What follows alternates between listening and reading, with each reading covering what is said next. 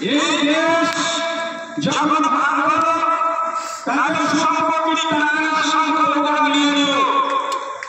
তারপরে এই ভারতবর্ষে প্রোগ্রাম করে সংখ্যালঘুরা প্রচেষ্টা চালিয়ে যাচ্ছে তারা সংখ্যাগুরু কি করে মারা যায় এবং বর্ণের কারণে গিরগিরি করছে অল্প করে।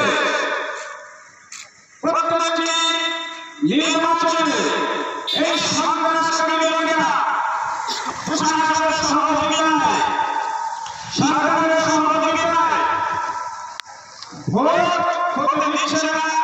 সমাজে নারী নির্যাতন চলছে, মানুষ একেবারে হত্যা হচ্ছে, বিজেপি কর্মীরা বাড়ি ছাড়া হচ্ছে। এগুলো আমাদের দেখার বিষয়। এই নির্বাচন এমন একটা পরিবেশ তৈরি হচ্ছে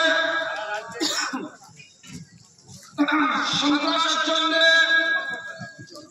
20% ভোট এখানে তারা ভোট নিতে যেতে পারেনি, কিন্তু